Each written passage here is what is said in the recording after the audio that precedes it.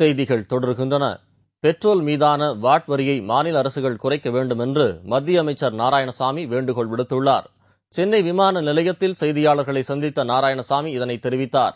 மேலும் சர்வதேச சந்தையில் நிலவும் கச்சா எண்ணெயின் விலை நிலவரப்படி இந்திய எண்ணெய் நிறுவனங்களுக்கு 2345 கோடி ரூபாய் இழப்பு ஏற்பட்டதாகவும் கூறினார். 1 லிட்டர் பெட்ரோலுக்கு மத்திய அரசு 16 ரூபாய் 65 காசுகள் மட்டுமே வாட் வரி வசூலிப்பதாகவும், ஆனால் மாநில அரசு 26 ரூபாய் 27 பைசா வசூலிப்பதாக தெரிவித்த நாராயணசாமி, மாநில அரசுகள் வாட் வரியை குறைக்க வேண்டும் என்று வலியுறுத்தியுள்ளார். சர்வதேச சந்தையில் இன்னும் சில தினங்களில் கச்சா எண்ணெய் விலை குறைந்தால் அதற்கேற்ப பெட்ரோல் விலை குறைய வாய்ப்புள்ளதாகவும் நாராயணசாமி அப்போது குறிப்பிட்டார்.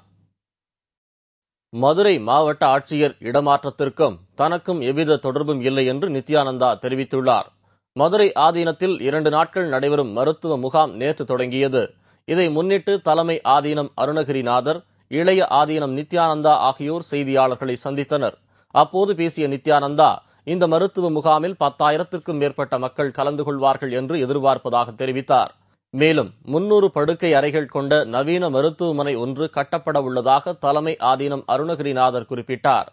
மதுரை மாவட்ட ஆட்சியர் மாற்றத்திற்கும் தனக்கும் எந்தவித சம்பந்தமும் இல்லை என்று நித்யானந்தா குறிப்பிட்டார். மதுரை ஆதீனத்தின் இளைய ஆதீனமாக நித்யானந்தா நியமிக்கப்பட்டதற்கு பலத்த எதிர்ப்பு கிளம்பியது.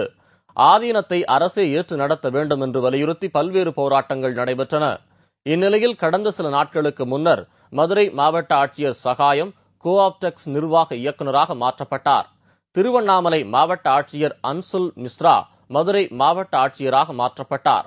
இந்த நடவடிக்கையில் நித்யானந்தாவின் தொடர்பு இருப்பதாகவும் புகார் கூறப்பட்டது குறிப்பிடத்தக்கது. திருவண்ணாமலை கலெக்டர் வந்து தியான பீடத்தோட ஒரு நட்பு முறையில் இருக்கான்னு உண்மை. நம்ம சன்னியாசிகள் அவங்களோட பழகுவாங்க, போயிட்டு வருவாங்க. சன்னிதானம் அவர் ரொம்ப ஹானஸ்டா நல்லவர். நாங்க செய்யற சமூக சேவைகளுக்கு ஒரு நட்பு ரீதியா இருப்பாரு. அவ்வளவுதான் சன்னிதானம். நெல்லையில் டெங்கு காய்ச்சல் குறித்து ஆய்வு மேற்கொண்ட மத்திய குழு தனது அறிக்கையை மத்திய சுகாதாரத்துறை அமைச்சகத்திடம் இன்று தாக்கல் செய்ய உள்ளது. தமிழ்நாட்டின் தென் மாவட்டங்களில் டெங்கு காய்ச்சல் வேகமாக பரவி வருகிறது. இந்த காய்ச்சலுக்கு இதுவரை 38 பேர் உயிரிழந்துள்ளனர். இந்நிலையில் நெல்லை மாவட்டத்தில் பரவி வரும் டெங்கு காய்ச்சல் குறித்து மத்திய சுகாதார இணையமைச்சர் காந்தி செல்வன் தலைமையிலான மருத்துவக் குழு பாளையங்கோட்டை மருத்துவக் கல்லூரி மருத்துவமனையில் ஆய்வு மேற்கொண்டனர். பின்னர் செய்தியாளர்களை சந்தித்த அவர், தடுப்பு நடவடிக்கைகள் தீவிரமாக மேற்கொள்ளப்பட்டு வருவதாக தெரிவித்தார். மேலும் மாநில அரசுக்கு தேவையான உதவிகளை செய்ய மத்திய அரசு தயாராக இருப்பதாகவும் தெரிவித்தார். 6 சிறப்பு மருத்துவர்கள் கொண்ட குழு அமைக்கப்பட்டு அவர்கள் முழுமையாக மருத்துவமனைகளும் பாதிக்கப்பட்ட பகுதிகளையும் ஆய்வு செய்திருக்கிறார்கள். அவர்கள் ஆய்வு செய்திருக்கிற அறிக்கையை கொடுத்தவுடன் இனி என்ன இந்த பகுதிக்கு மருத்துவ உதவி செய்ய வேண்டும், மருத்துவ உபகரணங்கள் ஏதாவது தேவைப்படுகிறது என்பதை ஆய்வு செய்து உடனடியாக டெங்கு காய்ச்சலை கட்டுப்படுத்துகிற முயற்சியிலே மத்திய அரசு நடவடிக்கை எடுக்கும்.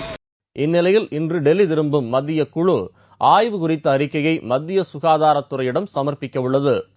திருநெல்வேலி மாவட்டம் தென்காசி, கடையநல்லூர் ஆகிய இடங்களில் 1 மாதத்திற்கு முன்பே டெங்கு காய்ச்சல் அறிகுறி தென்பட்டது.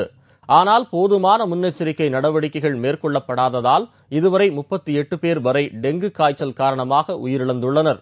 டெங்கு காய்ச்சலால் பாதிக்கப்பட்டவர்களுக்கு உதவும் வகையில் மாநகர காவல்துறை சார்பாக சிறப்பு இரத்த தான முகாம் நடைபெற்றது. இந்த இரத்த தான முகாமை காவல்துறை ஆணையர் கருணா சாகர் துவக்கி வைத்தார். சுமார் 300க்கும் மேற்பட்ட போலீசார் இரத்த தானம் செய்தனர்.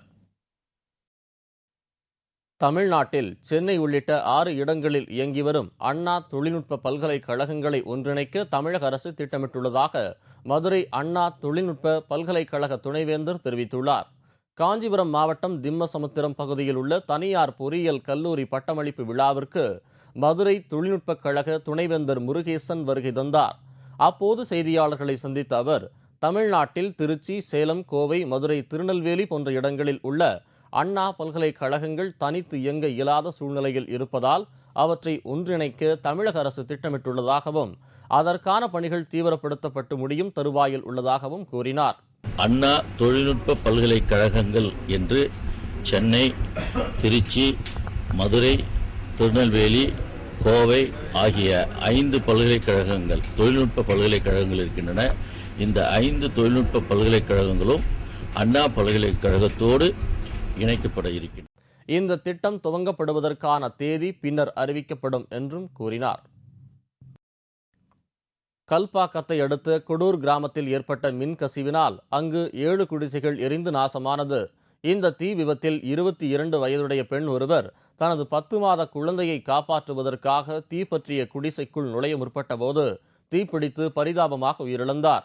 நாங்கள் கிராம மக்கள் எல்லாம் சாட்சி கூட இருந்தோம். வந்தவன பாரு ஒரு அம்மா வந்து உள்ளே எரியிற மாதிரி சவுண்டு வருது எங்களுக்கு ஓரம். அதுக்கப்புறம் 6-7 வீடு சுத்தமாக எரிஞ்சு போச்சு. அதிகாரிகளுக்கு வந்து நாங்கள் தகவல் கொடுத்தோம்.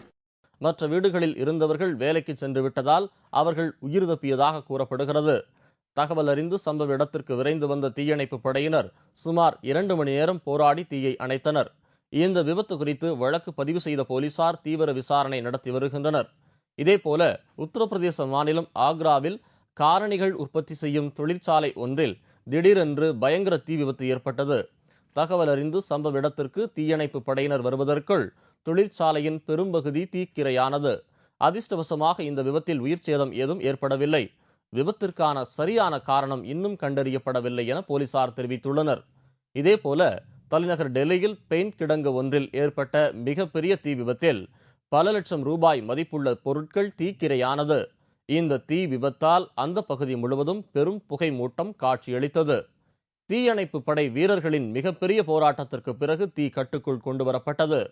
மின் கசிவின் காரணமாக இந்த தீ விபத்து ஏற்பட்டதாக தகவல்கள் வெளியாகியுள்ளது. 1700 கிலோமீட்டர் தூரம் ஓடிய செல்லப்பிராணி. விவரம் இடைவேளைக்கு பிறகு.